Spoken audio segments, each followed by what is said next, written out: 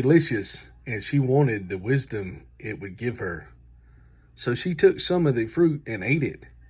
Then she gave some to her husband, who was with her, and he ate it too.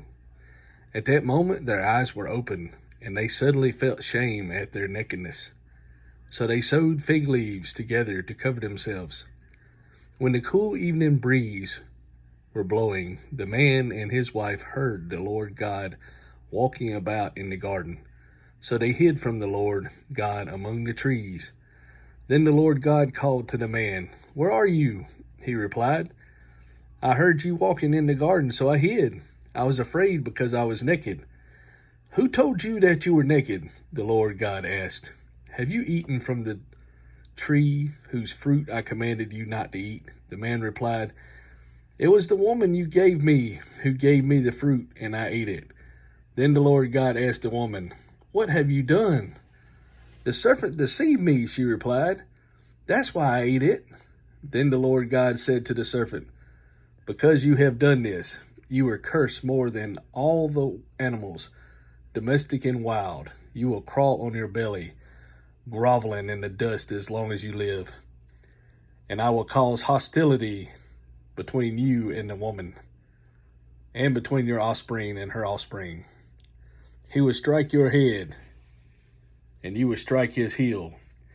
Then he said to the woman, "I will sharpen the pain of your pregnancy, and in pain you will give birth, and you will desire to control your husband,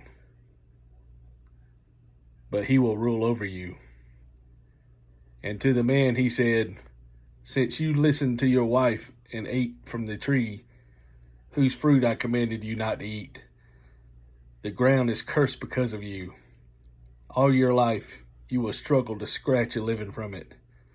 It will grow thorns and thistles for you. Though you will eat of its grains, by the sweat of your brow you will have food to eat, until you return to the ground, from which you were made, for you were made from dust, and to dust you will return."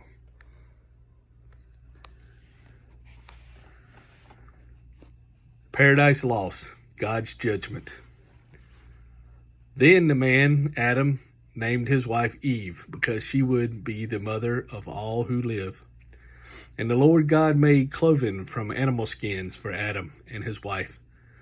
Then the Lord God said, "Look, the human beings have become like us, knowing both good and evil. What if they reach out and take fruit from the tree of life and eat it? Then they will live forever." So the Lord God banished them from the Garden of Eden, and he sent Adam out to cultivate the ground from which he had been made. After sending him out, the Lord God stationed a mighty cherubim to the east of the Garden of Eden, and he placed a flaming sword that flashed back and forth to guard the way to the tree of life. Cain and Abel. Now Adam had sexual relations with his wife Eve, and she became pregnant.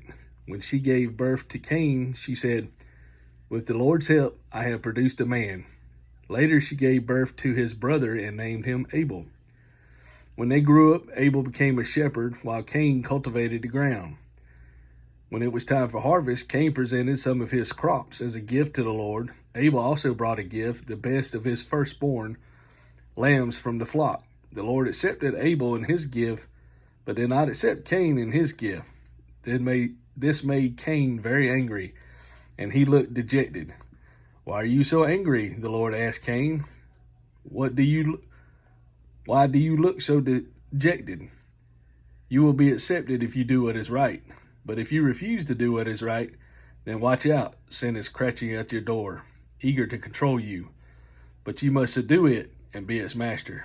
One day Cain suggested to his brother, "Let's go out into the fields."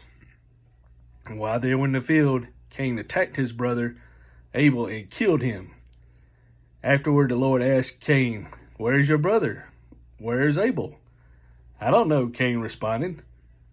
"Am I my brother's guardian?" But the Lord said, "What have you done? Listen, your brother's blood cries out to me from the ground. Now you are cursed and